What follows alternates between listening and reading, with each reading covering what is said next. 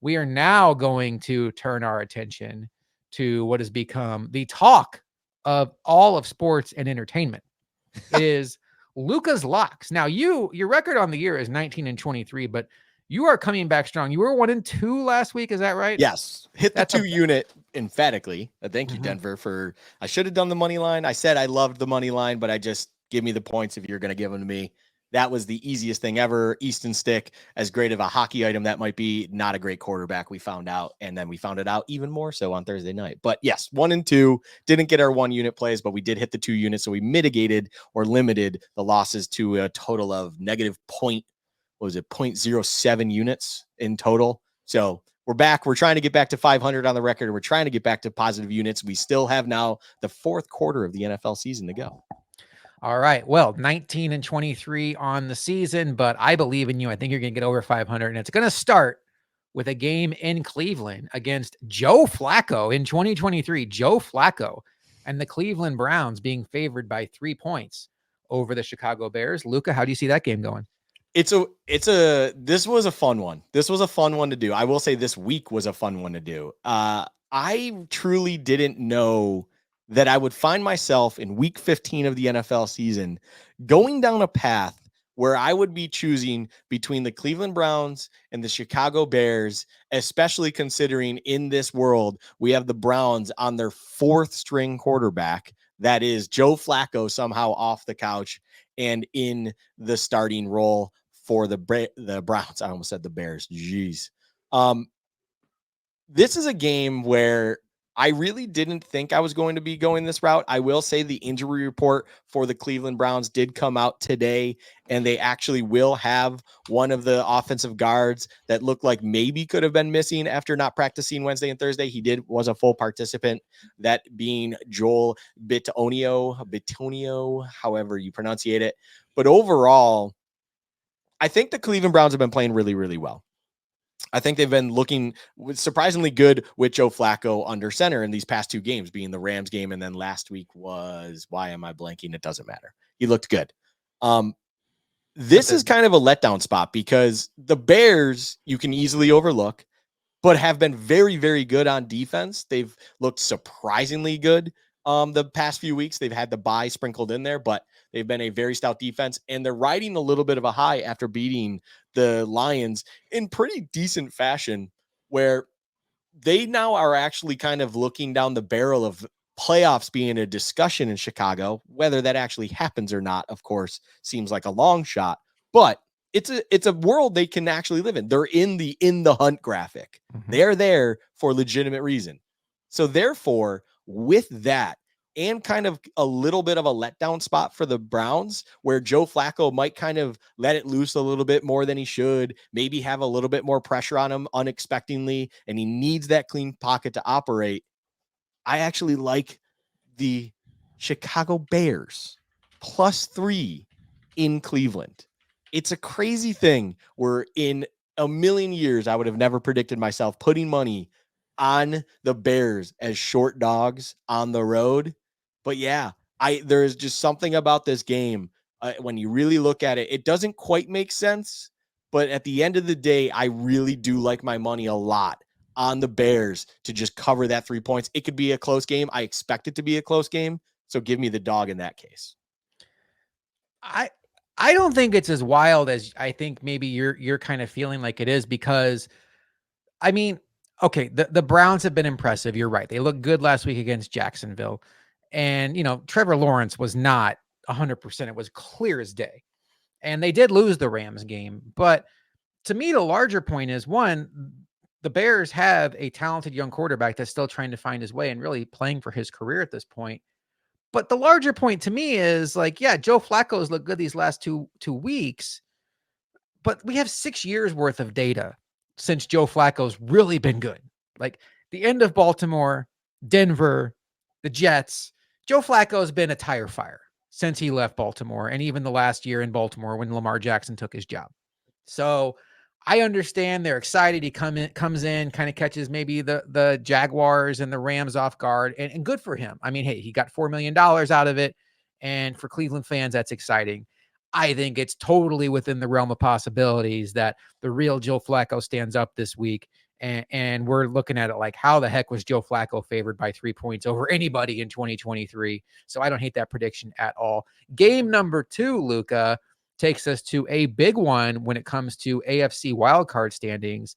The Indianapolis Colts at home will welcome in the Pittsburgh Steelers and still Mitch Trubisky. The Colts are favored by 1.5 points. How do you see this game going? I'll keep this short and sweet. I did go out of play order. I always try to keep play order in mind. We go back to Saturday now, tomorrow's game. So Okay. this will be posted. If you're watching the individual video, first and foremost, appreciate you. But secondly, we got to get this one right out after this live episode because this is a Saturday game. This is a Saturday afternoon game. And I just cannot believe the line opened up for this game, Josh. The line itself, when it opened, was 2.5 for Colts being the favorite and has moved down to 1.5. And when you just, this is a don't overthink it game. And I'm not going to be long winded with this. What I like about this game, the Colts, who are coming off a bad loss against the Jake Browning Bengals, now have a game where if they truly want to make the playoffs, they need to make sure they win this game. They're at home. I think they're a better team at home, like most average teams are. You want to play at home. They are generally a much more productive offense at home because they're in a controlled environment. And then you're welcoming a team that just couldn't even manage their own game at home against a lowly Patriots team that was Bailey Zappi at the helm. So yeah, just don't overthink it. This is the Colts minus 1.5 at home against the Steelers. I don't know how the Steelers are going to be able to do anything with Mitch Trubisky in Indianapolis against a team that actually needs to win this game, both because of the opponent they're playing with playoff implications, but then also just be taken seriously in the AFC picture as a whole. So the Colts have much more to play for, in my mind, that they can actually achieve rather than the Steelers, who kind of feel like they're holding onto a playoff spot by a thin piece of thread. And inevitably, Gardner Minshew is going to hold those scissors that cuts it and lets it free fall to the ground because the Steelers just, they don't have it this year. I don't see anything that I like about them. And I'm just not going to overthink this. Give me the Colts minus 1.5 at home against the Steelers.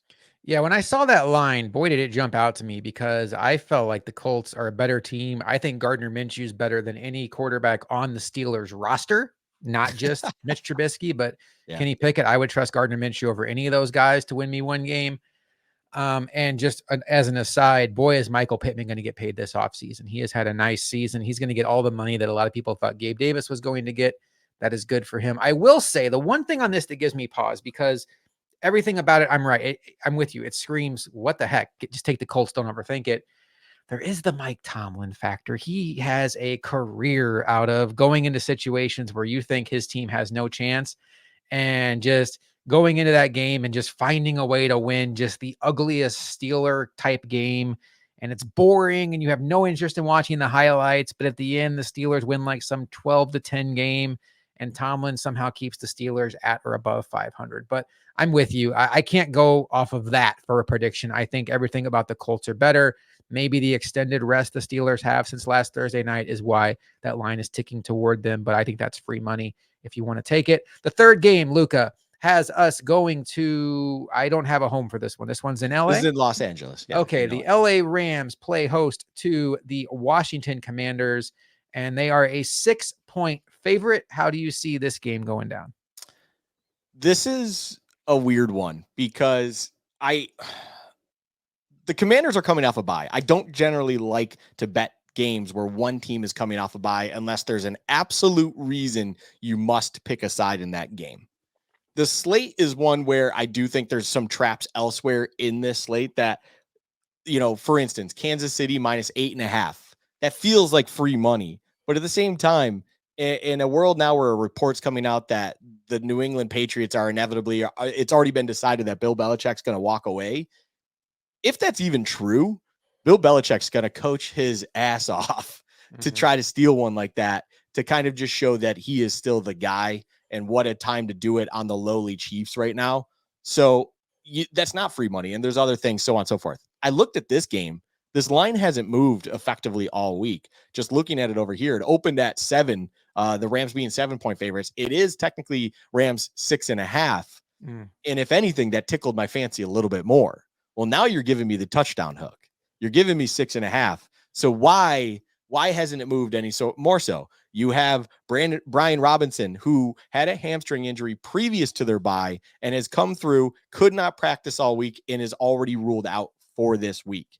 That is their lead running back. They kind of are banged up at a couple other spots, but really overall not banged up too much. But neither are the Rams. So now you're just asking me which team is in a better position right now. Well, it's the one that's clearly in a competition to get a wild card spot, being the Rams itself. They're at home. I don't think Washington is the type of team that can kind of capitalize anywhere with what Ram deficiencies there are.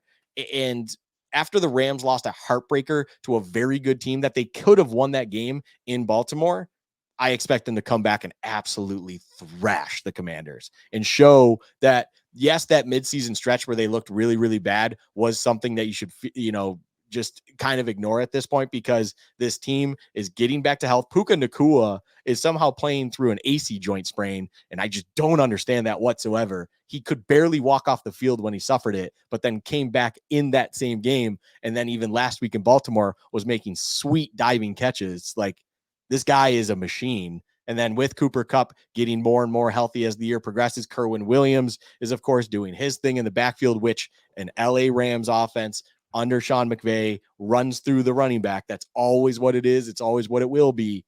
All of those pieces are there.